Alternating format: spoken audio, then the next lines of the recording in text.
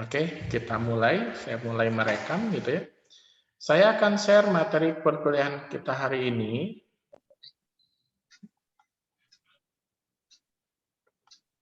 Oke, bisa dilihat di komputer ataupun laptop Anda ataupun di gadget Anda. Hari ini kita bagaimana mengembangkan ide ke opportunity, from idea to the opportunity. Gitu. Ini ada dua pembahasan. Hari ini kita akan membahas mengenai kreativitas dan juga ide bisnis. Bagaimana creativity and the business idea. Oke. Sebelum kita masuk ke sebuah pembahasan mengenai kreativitas dan ide bisnis, kita selalu mengenal dan di sini pasti semuanya mengenal dengan istilah tren, gitu ya. Tren itu biasanya dimulai dari sebuah waktu tertentu di mana tren itu merupakan sebuah peluang yang sangat-sangat besar ataupun yang sangat-sangat apa ya, ya sangat besar gitu ya untuk kita manfaatkan. Dimana biasanya kalau tren dia akan viral kalau zaman sekarang tuh. Dia akan viral.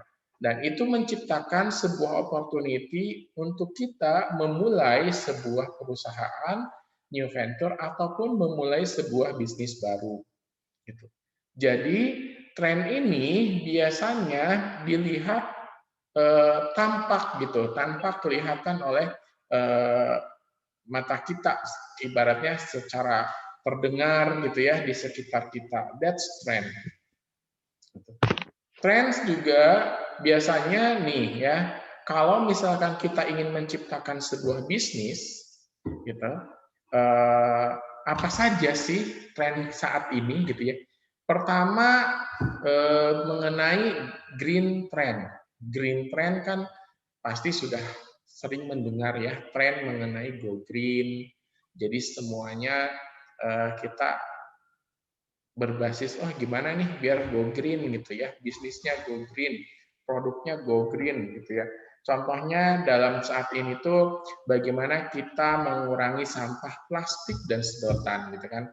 Sampah plastik itu apa namanya tuh tren mengenai go green ini menjadi sebuah peluang bisnis. Misalkan nih tidak ada penggunaan sampah plastik, maka kantong plastik dirubah menjadi kantong yang reusable. Dia menggunakan kain ataupun bahan kertas atau kardus. Nah, itu juga menjadi peluang bisnis. Wah, kita coba membuat produk semacam itu. Itu yang pertama. Yang kedua mengenai misalkan sedotan, merubah sedotan yang tadinya dari plastik menjadi dari kertas, gitu ya. Itu biasanya green trend ini dia akan long life sih. Terus yang selanjutnya clean energy trend. Gitu ya. Clean energy trend ya bagaimana sekarang ini kan berubah ya pemanfaatan karena energi mau habis nih gitu ya. Bagaimana memanfaatkan energi yang tidak habis yang apa namanya tuh terbarukan gitu kan. Nah sehingga banyak muncul nih mobil-mobil listrik, terus apa namanya tuh alat-alat yang menggunakan tenaga surya. Nah itu juga salah satu tren. Terus organic oriented. Nah sekarang sudah tren lagi kan mengenai bagaimana semuanya beralih ke organik, gitu ya. Terus ekonomi udah jelas, sosial, health trend. Nah, sekarang sudah menjamur makanan-makanan sehat, gitu kan ya. Nah, tren bagaimana juga untuk kesehatan, misalkan dari alat olahraga dan lain sebagainya. Dan yang terakhir adalah web trend atau technological trend. Nah, ini juga kalau teknologi dia akan terus-menerus gitu ya, tanpa kita berhasil mengejarnya pun dia akan terus jalan. Jadi kita harus berusaha untuk terus mengejar teknologi tersebut. Itu sampel dari tren. Jadi ketika kita mau berbisnis apa ya, kita ambil area. Bisa ambil area dari tren yang sedang berjalan atau tren yang sedang berlaku pada saat ini. Misalkan kita mau ke area web trend, economic trend, organic orientation trend, atau lain-lain. Kenapa ini disebutkan? Karena tren-tren inilah yang memang sampai saat ini masih gitu ya, masih berjalan, dan sampai ke depannya ini juga masih akan terus gitu. That's trend gitu. Nah, ketika kita ada ingin melakukan sebuah bisnis, maka kita kan memerlukan ide ya, memerlukan ide. Nah, sumber-sumber ide itu bisa datang dari mana saja sih? Di sini menurut Hisris bahwa sumber-sumber ide sendiri bisa datang dari customer atau consumer, gitu ya. Nah, biasanya secara informal nih potensial ide dan kebutuhan dari customer.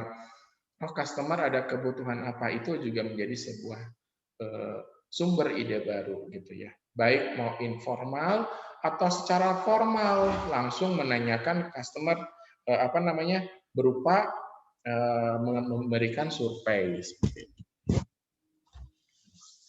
Terus yang kedua, dari existing product dan services. Minggu kemarin saya menjelaskan bahwa dengan adanya penambahan fitur-fitur baru itu menjadi sebuah produk baru. Makanya ide juga ketika kita punya, misalkan nih di sekitar kita nih ada produk-produk nih, gitu ya. Kita punya melihat produk-produk. Nah, kita ingin menciptakan produk yang sama tapi berbeda. Artinya ada penambahan fitur ataupun ada penambahan sesuatu yang kita tambahkan, ada improvement di sana. That's juga, jadi si produk tersebut merupakan source of new ideas. Jadi salah satu ide baru dari existing produk atau jasa. Kemudian dari distribution channel-nya sendiri juga bisa membantu kita dalam ketika ada masukan-masukan dari channel distribusi, itu juga membantu kita dalam generate ide. Terus dari government, udah jelas ya. Pertama ketika adanya paten gitu ya, misalkan nih seorang yang kita tidak bisa menjiplak, kita tidak boleh meniru. Nah, itu juga menjadi sebuah kreativitas. Bagaimana ya agar kita tidak sama? Karena patennya sudah diambil sama orang lain. Nah, itu menjadi sumber ide. Atau ketika pemerintah itu memberikan sebuah regulasi atau peraturan. Contohnya pada saat pandemi, pemerintah saat ini memberikan peraturan bahwa kita semua harus memakai masker ketika di public space, gitu ya, di tempat-tempat umum, gitu ya. Nah, itu juga menjadi sebuah source ide. Wah, berarti kita bisa sekarang memproduksi masker. Yang dulu masker hanya pada saat naik motor ataupun hanya untuk tenaga medis, gitu ya. Sekarang pangsa pasarnya bertambah. Terus yang kedua, adanya face shield. Yang dulunya tidak memakai face shield itu hanya untuk di bengkel, di pabrikan, yang akan terkena percikan-percikan. Nah, sekarang face shield itu bisa dipakai oleh masyarakat umum. That's source of new ideas from federal government atau government. Yang terakhir adalah dari research and development. Jelas ketika adanya R&D itu juga menjadi sebuah source kepada ide-ide baru, gitu ya. Baik itu secara formal maupun informal. Nah, ketika kita memerlukan ide baru, gitu ya, ada ide baru, maka bagaimana ya metodenya untuk memperoleh ide tersebut, gitu ya. Nah, misalkan kan ide kadang-kadang tidak datang sendirinya. Gimana ya biar kita memperoleh ide nih, saya sudah stuck gitu ya. Nah, ada beberapa metode yang bisa digunakan. Yang pertama adalah focus group. Focus group ini biasanya grup diskusi yang dipimpin oleh adanya moderator. Pesertanya bisa 8-14 orang. Lebih dari itu akan sulit untuk mengontrolnya. Kurang dari 80 8 pun itu disebutnya small group. Jadi sayang gitu ya. Lebih baik kalau bisa fulfill 8 sampai 14. Nah, di sini berlaku diskusi di mana setiap peserta dia boleh melakukan atau mengeluarkan ide-idenya, gitu ya. Ini merupakan excellent method yang bisa digunakan untuk mengenerate atau men-screening ide ataupun konsep. Jadi si partisipan itu bebas untuk mengeluarkan ide-idenya. Ini cara memperoleh ide baru. Terus cara memperoleh ide baru juga bisa dengan brainstorming. Saya yakin semuanya sudah mengerti apa itu brainstorming, gitu ya. Nah, di sini kan setiap orang, apa sih bedanya focus group sama brainstorming? Kalau brainstorming dia tidak dibatasi dengan jumlah orang. Artinya brainstorming itu bisa berdua, bisa bertiga, gitu ya. Cuman kalau brainstorming biasanya sudah spesifik apa yang akan dibahas, produknya atau market area-nya, gitu ya.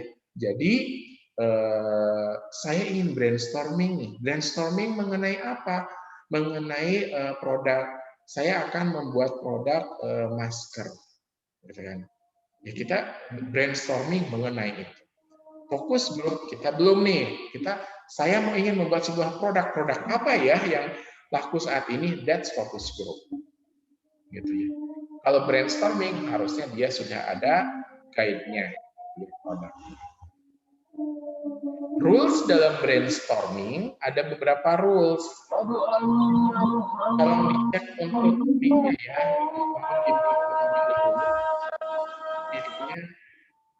Cek silahkan untuk di-mute terlebih dahulu. Ada beberapa rules dalam brainstorming. Pertama, no criticism, artinya tidak bersifat mengkritik. Gitu kan? Terus yang kedua, free willing is encouraged, artinya boleh nih dari aspek-aspek negatifnya juga tidak apa-apa dikeluarkan. Quantity of idea, semakin banyak semakin bagus idenya. Dan adanya kombinasi improvement dari ide, misalkan gabungan dari si ide ini, itu juga boleh. Itu brainstorming. Terus, ketika brainstorming itu dilakukan, tapi hanya berupa tulisan, ya misalkan boleh nih kita brainstorming, tapi karena ada sesuatu hal, udahlah kita tulis saja ya, gitu ya. That's brainwriting. Jadi brainwriting ke grup nih dikasih kertasnya satu-satu gitu ya, dikasih kertasnya satu-satu, terus disuruh nulis, sudah gitu dikumpulkan, terus dibahas. That's brainwriting. Problem inventory analysis gitu. Salah satunya metode untuk mengumpulkan ide adalah dengan menganalisis nih problem-problemnya dikumpulin. Ada apa aja ya dari customer ini problemnya. Tanya ke customer, ada problem apa? Atau calon customer atau di sekitar kita. Ada problem terus diinventory, terus kita analisis. Ini harus hati-hati karena akan sangat berimbas ke hasilnya itu akan sangat berimbas ke bisnis kita. Karena kita menganalisis. Itu adalah metode dalam mengumpulkan ide baru ya, ide baru. Nah, terus ketika mengumpulkan ide gitu ya, ataupun ketika sedang menghadapi kita ada ide, ada sumber ide, terus ada idenya gitu ya. Terus udah gitu ada juga tren yang sedang berlaku. Nah, biasanya bagaimana untuk kan timbul masalah nih, dalam artian bagaimana ya kita bisa fulfill dari tren tersebut. Sehingga diperlukanlah pemecahan masalah yang kreatif. Gitu ya. Biasanya tren gitu ya, terus creative problem solving ini sangat didukung sekali gitu ya dengan satu sisi usia. Yang kedua background education-nya, background pendidikannya. Lack of use-nya, sering tidaknya dia menggunakan produk ataupun barang, ataupun sering tidak dia punya pengalaman di dalam apa yang akan didiskusikan. Dan juga birokrasi sangat mempengaruhi dalam creative problem solving. Ada bahaya kreatif potensial biasanya dari sisi persepsinya seperti apa, persepsi orang, culture, emosional, dan organisasional faktor. Gitu. Nah, ini juga bisa gitu ya, kreativitas itu bisa dibuka ataupun ya yang tadinya terlock gitu ya, kreativitasnya bisa dibuka, di unlock gitu ya, dengan menggunakan creative problem solving ini. Jadi creative problem solving ini gimana juga agar kreativitas orang itu bisa kebuka. Bagaimana caranya penyelesaian yang kreatif gitu ya. Problem solving kreatif ini juga salah satunya dengan cara brainstorming. Brainstorming salah satu kreatif problem solving gitu ya. Nah, sudah seperti tadi ada apa namanya tuh kita dikumpulkan, terus dimulai dengan ada masalah nih, problem statementnya apa. Nah, ide-idenya itu direcord atau direkam, gitu ya. Nah, ketika brainstorming ini fokusnya, kalau brainstorming kan bebas nih, gitu ya. Yang jelas bebas, tapi kita membahasnya satu. Misalkan kita membahas produk A, maka kita itu brainstorming produk A. Atau kita hanya membahas tentang market areanya, that's brainstorming about market area. Tapi kalau kita misalkan brainstorming itu fokusnya terhadap hal-hal negatif, aspek-aspek negatif dari sisi produknya, dari marketnya, ataupun dari jasa, that's disebut reverse brainstorming. Kebalikan dari brainstorming, that's reverse brainstorming. Nah, di sini karena yang dibahasnya adalah hal-hal negatif semua, tapi negatifnya ini juga untuk membangun sebuah perusahaan. Nah, makanya ketika kita membahas hal negatif, ini kita harus maintain moral yang ada di dalam grup tersebut. Dalam artian, kita harus berhati-hati cara mengungkapkannya, agar tidak tersinggung terhadap rekan-rekan kita yang sedang melakukan reverse brainstorming. Jadi caranya ada brainstorming, ada reverse brainstorming ya. Terus yang ketiga ada Gordon Method. Gitu ya. Di sini ini adalah metode yang digunakan ketika individu itu memang tidak aware terhadap problem, gitu ya. Nah, caranya adalah kita bisa melihat, kita bisa menanyakan terhadap orang tersebut kenapa dia memang tidak aware. Yang kedua, kita bisa melihat pola atau tingkah laku dari orang tersebut, bahwa dia tidak menyadari nih customer-nya bahwa sedang dinilai, kok dia enggak, kenapa ya dia tidak aware terhadap produk kita. Nah, kita melihat itu. Itu disebut dengan Gordon Method. Terus ada checklist method, sudah jelas nih, kita sudah menyiapkan listnya yang relate sama isu yang terjadi. Jadi kita checklist sehingga nanti keluarlah, oh ternyata begini ya, ada ide baru. Terus ada free association gitu ya. Nah, kalau free association ini kita menghubung-hubungkan gitu ya. Kita menghubung-hubungkan kenapa produk saya tidak laku. Oh, ada substitusi, ada produk penggantinya. Oh, karena memang sekarang sedang apa namanya tuh ada COVID dan lain-lain. Itu dihubung-hubungkan free association sehingga timbullah sebuah ide baru, apa ya yang harus kita lakukan. Itu disebut free association.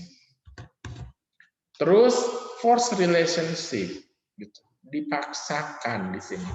Jadi kita dengan cara melihat kombinasi dari produk-produk atau kita relate-kan produk kita dengan produk yang lain, gitu ya.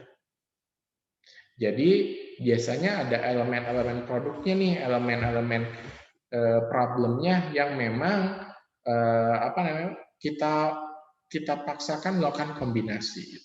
Ini sih kurang bagus dilakukan. Terus ada collective notebook method. Nah, kalau tadi ada checklist method di sini ya, kita kan checklist. Di sini selanjutnya ada collective notebook method. Bedanya gitu ya, ini biasanya dalam grup. Gitu. By group member. Jadi misalkan para customer yang sudah terbiasa itu kita nilai, dalam artian kita tanya, terus kita record hasilnya. Gitu. Ada masalah apa? Sehingga nanti kita akan solve gimana cara pemecahan masalah. Ya, kalau tadi acak, kalau checklist method. Kalau ini memang berdasarkan group member reguler.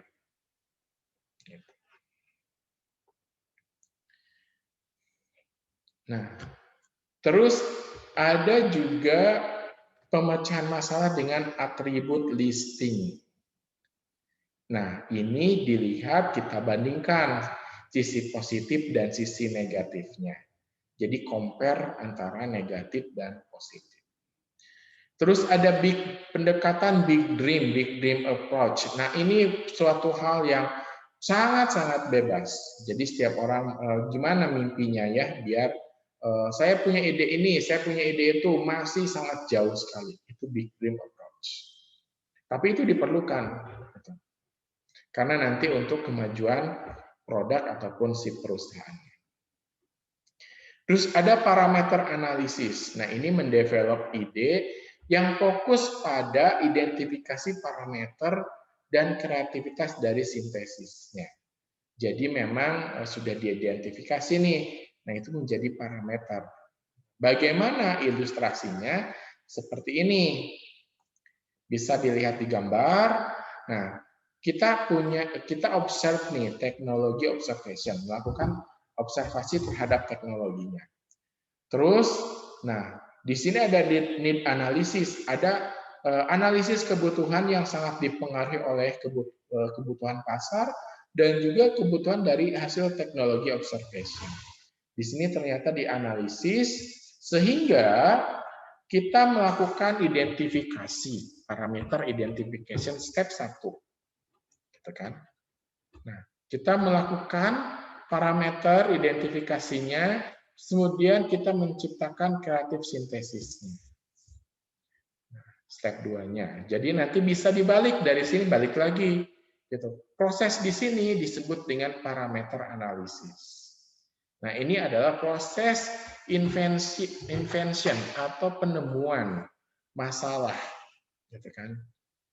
Nah, setelah itu baru hasilnya ketika parameter analisis ini, apa namanya? Ternyata keputusannya produk kita memang harus ada improvement. That's realization-nya. Realization ini bisa balik lagi ke step 2 ataupun step 1. Setelah itu ketika sudah realization ini dia harus menghasilkan hal yang baru, invention, di mana ini harus meet dengan kebutuhan. Kayak tadi kan, oh ternyata misal nih, handphonenya sudah berubah semua ke 5G. Wah, banyak pengguna 5G. Kenapa handphone kita nggak laku ya? Oh, karena handphone kita masih 4G. Berarti kita harus realisasinya, inventionnya, kita harus merubah produk kita menjadi 5G. That's realization, invention. Paham ya? Nah, setelah kita tahu nih gitu ya, problem solving gitu ya, cara pemecahan masalahnya, nah seorang pengusaha atau seorang entrepreneur juga tidak jauh-jauh, dia harus bisa melakukan inovasi. Kan ada waktu pengertian itu kreatif dan inovatif ya, si pengusaha itu. Jadi ada beberapa tipe inovasi. Yang pertama breakthrough, yang kedua technological, gitu ya. Breakthrough ini viewers of number innovation. Jadi kalau misalkan inovasinya sedikit, that's breakthrough. Nah, karena sedikit, gitu ya, inovasi yang dilakukan harus kita patenkan, gitu, atau trademark-kan atau copyright-kan, karena cuma sedikit. Jadi kita harus lindungi. Terus tipe inovasi dari technological, gitu ya. Nah, kalau ini sih tidak perlu diprotek karena technological itu akan terus-terusan melaju dengan cepat, gitu ya. Nah, biasanya ketika ini akan levelnya tuh sama kayak breakthrough, ada sedikit gitu ya, sedikit, tapi dia akan terus-terusan. Gitu. Terus ada ordinary. Nah, ini yang memang banyak namanya juga ordinary ya. Ordinary. Jadi memang banyak sekali inovasinya. Gitu. Nah, ini juga sama perlu dipatenkan. Gitu. Nah, bagaimana mendefine atau menentukan inovasi baru terhadap sebuah produk ataupun jasa, gitu ya. Nah, pemain baru atau newness, kemarin kan kita ya membicarakan newness terhadap new entry, gitu ya. Nah, bisa kita lihat dari sisi konsep consumer dengan cara merubah konsepnya. Itu inovasi. Yang kedua, packaging atau kontainernya kita rubah. Melihat bahwa oh ini baru gitu kan. Terus modifikasi dari appearance atau performance produknya. Itu menunjukkan bahwa ini newness atau baru. Gitu. Melakukan inovasi. Atau perusahaan juga bisa add produk gitu ya, yang memang sudah dijalankan sama perusahaan lain gitu ya, atau ya misalkan perusahaan lain sudah menambahkan fitur A, kita belum, nah kita tambahkan di produk kita fitur gitu. Itu juga bisa. Klasifikasi produk baru seperti apa? Ada pandangan kalau dari sisi customer. Kalau dari sisi customer itu ada continuum apa namanya itu, menurut Thomas gitu ya, Thomas Robertson, ada continuous innovation, dynamical continuous, dan discontinuous innovation. Nah, ini klasifikasi continuous, dynamical, dan discontinuous. Nah, pendekatan ini juga ini lebih ke arah kenapa lihat dari si konsumer, karena kita ingin memuaskan kebutuhan dari konsumer, gitu ya, untuk agar kita bisa eksistensi, mempertahankan eksistensi perusahaan kita. Ini klasifikasinya tadi yang disampaikan, nanti bisa dibaca dan tolong dipahami, gitu ya. Continuous innovation ini seperti apa gitu ya. Less disrupting influence, jadi karena sedikit gitu ya, karena dia akan terus menerus melakukan inovasi gitu ya. Terus kalau dynamical continuous innovation dia ada beberapa, jadi lebih banyak dibandingkan continuous innovation gitu kan. Di sini untuk apa namanya, biar lebih established lagi produk.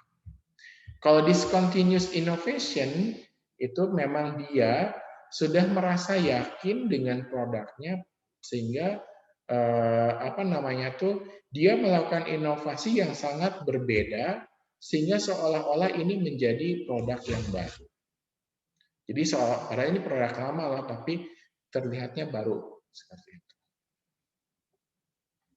Itu discontinuous innovation.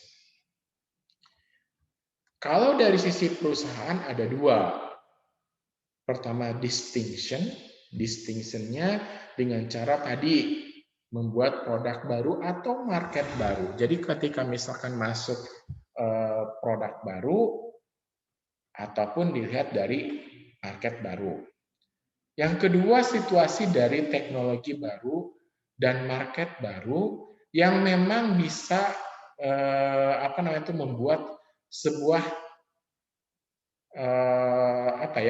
memposisikan bahwa dia adalah produk baru atau misalkan memang keluaran baru. Jadi ketika ada penambahan teknologi ataupun dia masuk ke market yang baru. Itu dari sisi perusahaan. Sehingga kalau bisa dilihat nih, tadi dilihat ya, tabel yang tadi adalah dari sisi consumer. Sekarang dari sisi perusahaan. Dari sisi perusahaan bisa dilihat produk objektifnya. Kalau dia tidak ada perubahan pasar, tidak ada perubahan teknologi, maka dia akan tetap. Tapi kalau pasarnya berubah secara ketat, masih di pasar yang sama, maka dia melakukan nggak ada perubahan teknologi, dia maka melakukan re-merchandising, gitu ya, atau meningkatkan sales dari customer yang ada. Ketika tidak ada perubahan tapi masuk ke pasar yang baru, berarti ada new use, pengguna baru. Masukkan nih sebagai segmen baru yang bisa menggunakan produk lama kita. That's dari teknologi. Kalau yang improve teknologi nih, teknologinya di-improve. Gitu ya. Artinya ada penambahan teknologi di mana marketnya tidak berubah, itu disebut reformation. Artinya formulanya diganti, produknya menjadi seperti baru. Ketika dia marketnya berubah, gitu ya, tidak ganti tapi berubah, maka kita melakukan improve produk, termasuk utility-nya, kegunaannya juga diimprove. Jadi ada penambahan. Terus ketika marketnya ke market baru, tapi kita yang dilempar atau yang dipasarkan adalah teknologi yang sudah diimprove, ini disebutnya market extension. Artinya kita menambahkan segmen baru yang memodifikasi dari produk yang ada. Terus kalau teknologinya baru, tapi marketnya itu tidak berubah, kita replacement. Artinya mereplace produk existing dengan produk yang dengan teknologi yang baru. Kalau si marketnya berubah, gitu ya, kita melakukan karena product life extension. Jadi kita menambahkan produk yang mirip, gitu ya, dengan teknologi yang baru. Sehingga terus new marketnya baru dan teknologinya baru, itu disebut diversification. Jadi memang market baru dan customer-nya baru. Ini semua adalah untuk memenangkan customer. Artinya untuk memperoleh atau mengenerate revenue. Inilah yang dilakukan dari sisi perusahaan. Jadi kalian harus bisa menjelaskan ini. Nah, model untuk memenangkan opportunity dari yang ada, tadi kan ada ya, setelah kita menjelaskan tadi semua, nah di sini dari kitanya sendiri kita kan punya ada education-nya. Terus kita punya experience nih, baik itu personal experience ataupun work experience dari pekerjaan.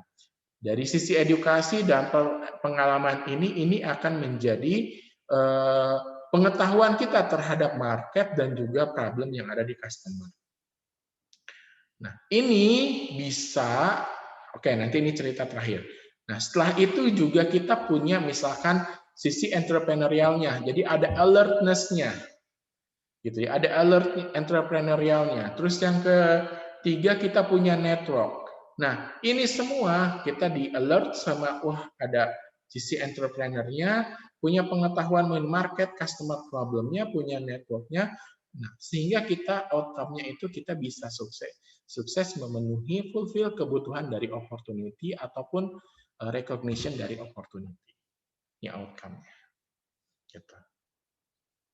Itu model dalam opportunity recognition prosesnya. Gitu ya. Ada product planning, development process. Oke, nanti ini dijelaskannya. Nah, saya akan langsung masuk ke product planning dan development process.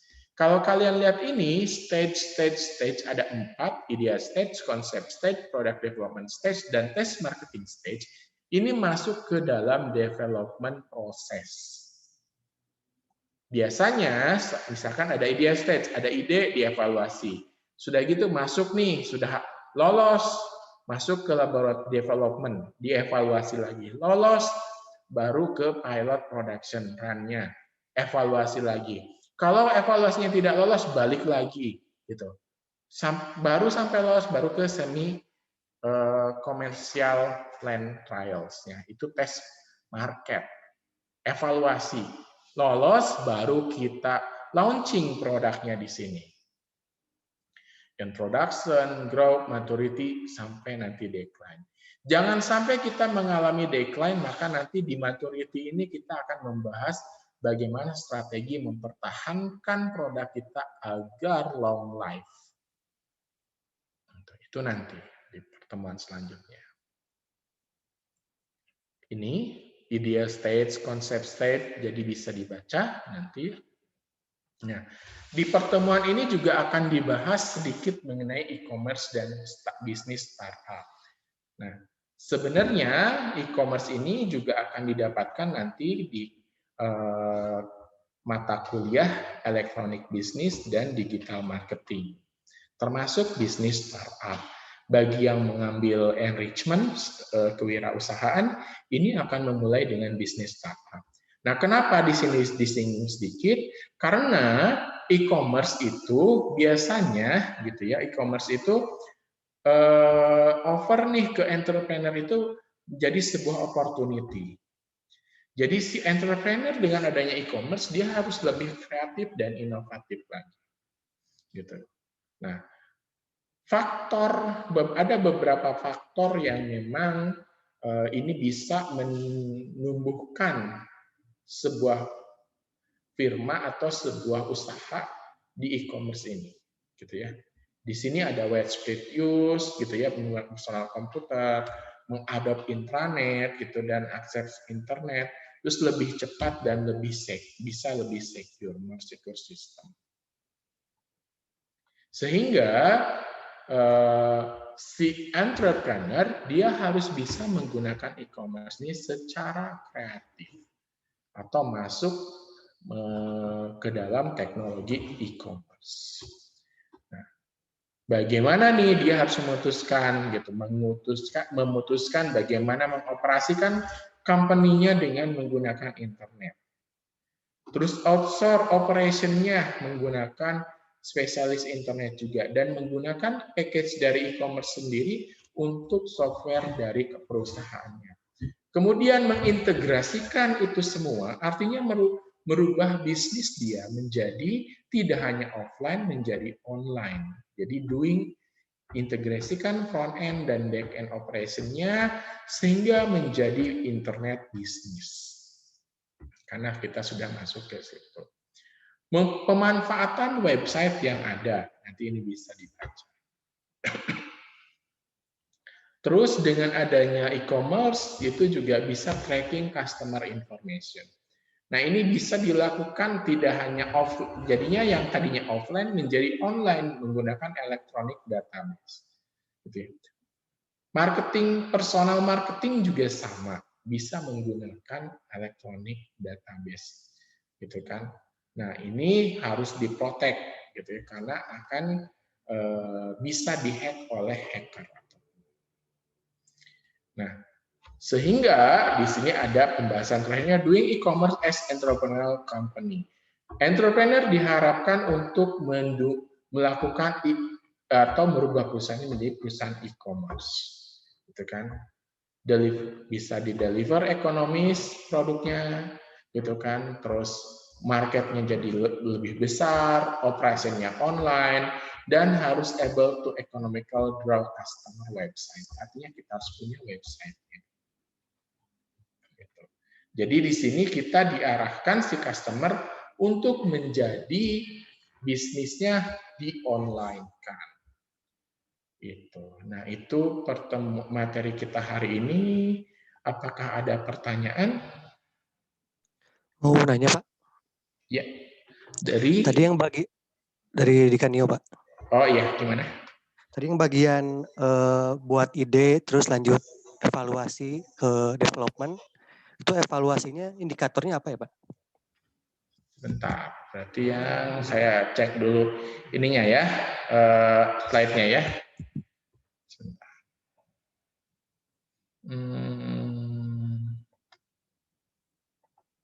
Semangat ya.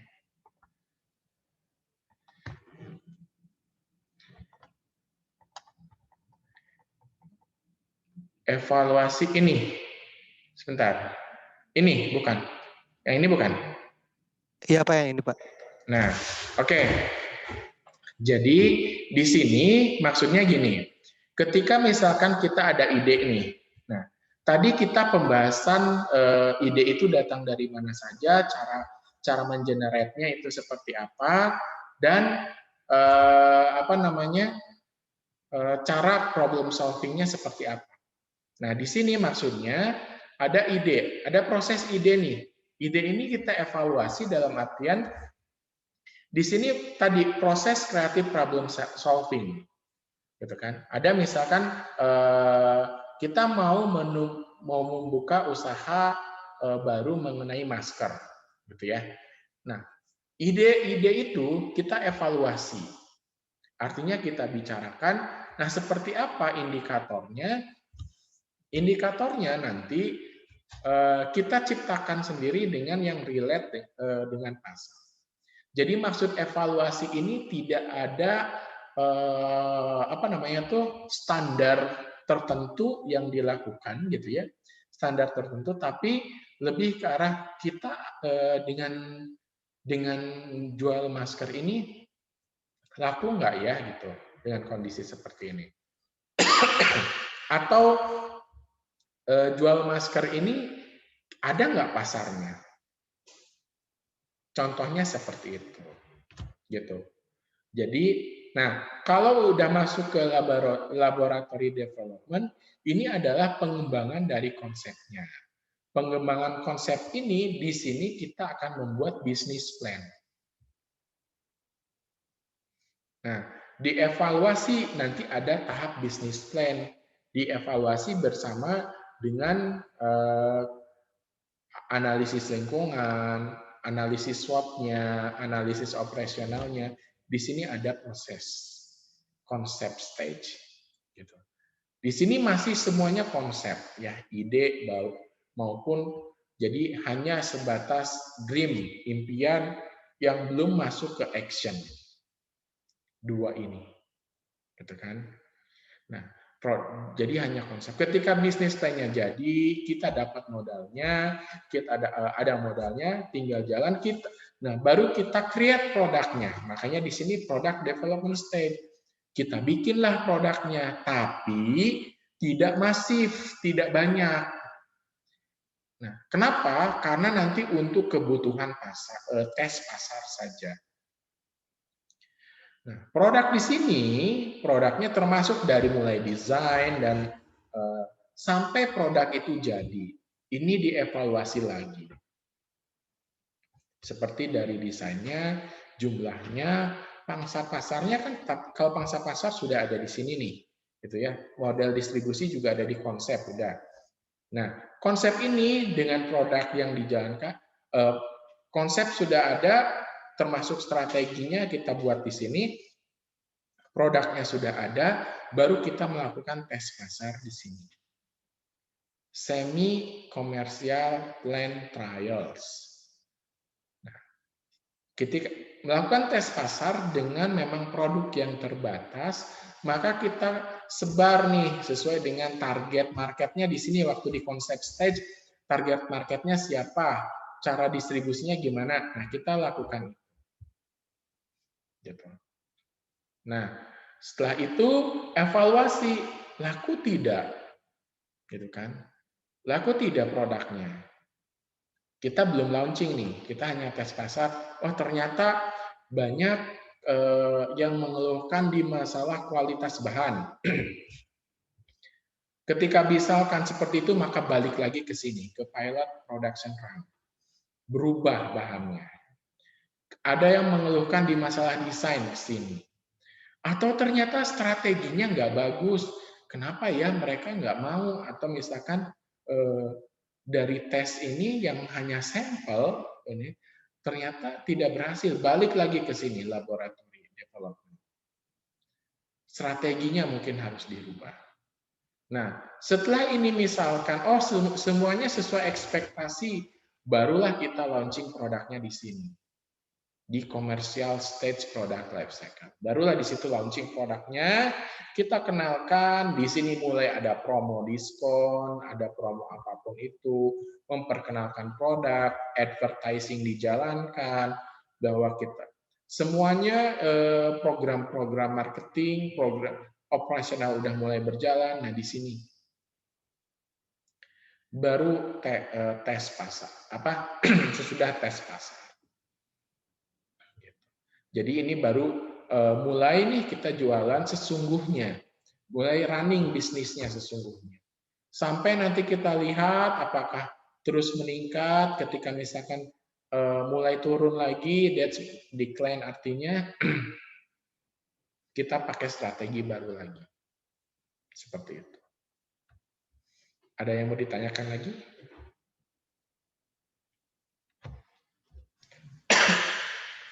Izin tanya, Pak. Ya, boleh.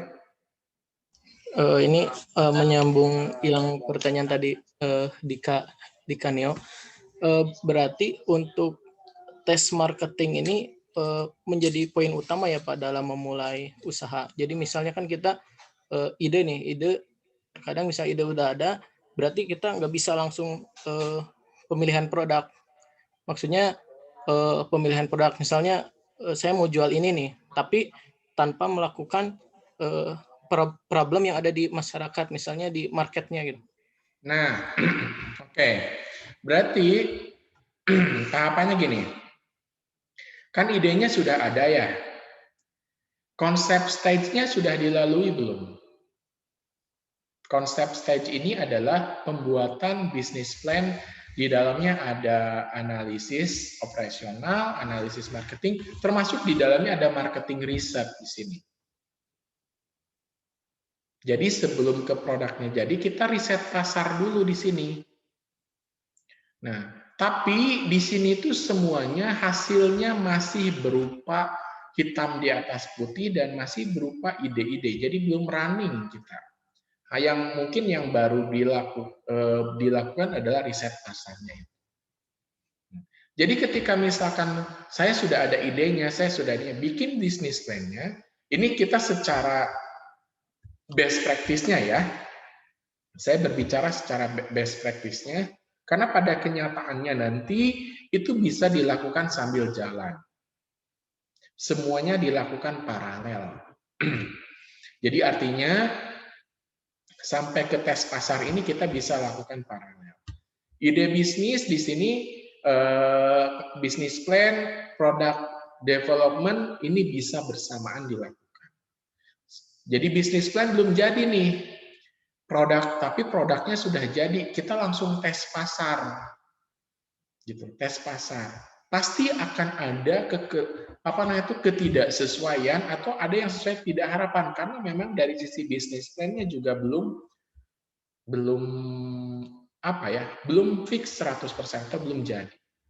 Nah, di dalam bisnis plan kenapa misalkan belum jadi? Karena kita belum melakukan riset pasar. Tapi ketika walaupun sudah melakukan riset pasar pun, ini kemungkinan ada yang memang wah ini harus diperbaiki nih gitu. Ada sesuatu yang salah, kita kontrol lagi dari awal. Gitu.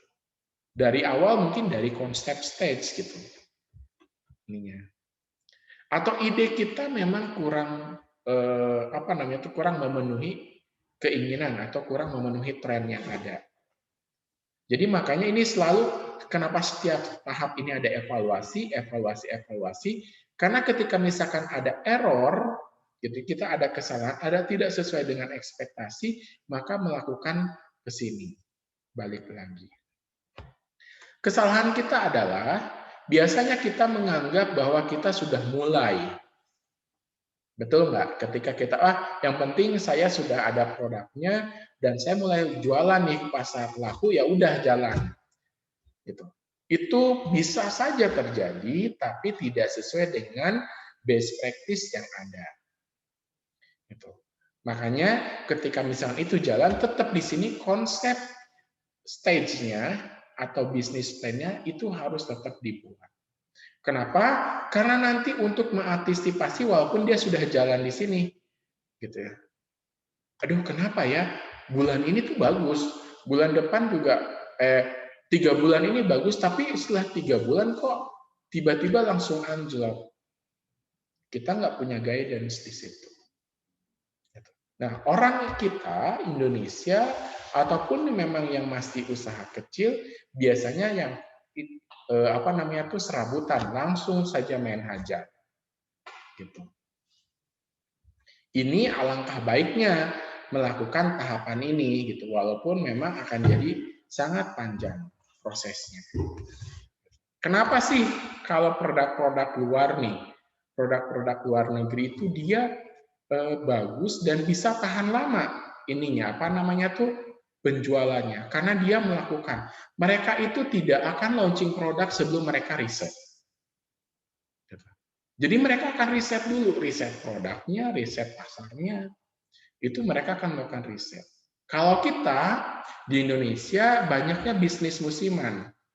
Sekarang bisnis musim apa gitu ya, nanti mati, nanti musim baru lagi gitu. Tapi kalau kalian ingin sebuah perusahaan yang targetnya perusahaan, kalian kan nggak mungkin bisnis perusahaan seperti itu. Jadi memang harus yang long term. Makanya diperlukan stage ini. Ketika kalian mau buat, misalkan ini, saya mau buat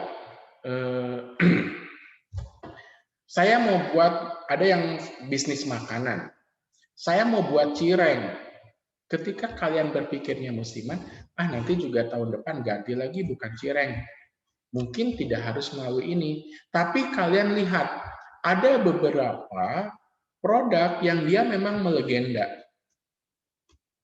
Gitu. Nah, itu dia melakukan ini. Evaluasi lagi, walaupun itu dia lakukan secara paralel dengan jualan produknya. Gitu. Contohnya Amanda, bagaimana Amanda mulai dari brownies yang brownies saja, terus menciptakan varian baru, terus dia upgrade kemasannya, dulu tidak sebagus itu. Terus dia selalu upgrade terus.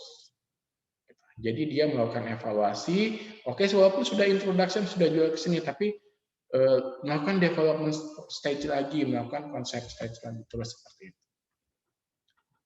Gitu loh. Jadi saya menyampaikan apa yang realita dan juga emang yang best practice-nya. Itu ya, gitu ya. Ada yang mau ditanyakan lagi?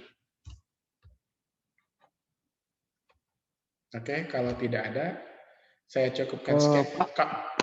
Kalau misalkan ada yang mau bertanya melalui Japri juga nggak apa-apa ya, silahkan. Terkait materi ataupun di grup juga boleh. Pak. Ya. Maaf Pak, ini keluar dari materi yang sekarang nih Pak. Yang tugas yang kemarin tuh LMS saya tuh kan sedang error. Nah, sekarang sudah diperbaiki untuk tugas-tugas yang kemarin WhatsApp ya? Iya Pak. Oh, nanti coba itu saya tanyakan dulu ke ininya ya, untuk membuka kembali, biar khusus buat kamu doang ya.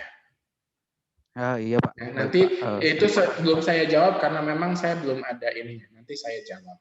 Oh, iya ya Pak. Baik, terima kasih Pak. Ya, oke. Kalau tidak ada pertanyaan lagi, silahkan dibuka videonya. Kita akan screen capture ya.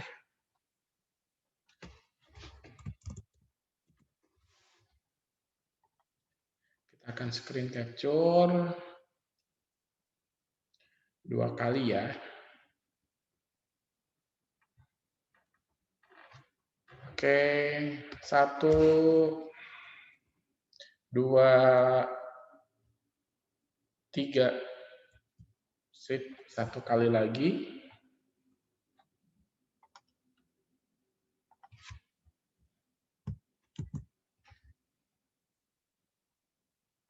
Oke, 1. Oh ya, sebentar, ininya full screen. Oke, 1, 2, 3. Oke. Oke, terima kasih banyak atas pertanyaannya dan atas pertemuan hari ini. Hari ini kita tidak ada tugas, jadi mulai tugas minggu depan sepertinya. Itu ya. Oke. Bila tidak ada pertanyaan, saya cukupkan sekian materinya. Selamat malam, terima kasih. Wassalamualaikum warahmatullahi wabarakatuh. Boleh meninggalkan chat room.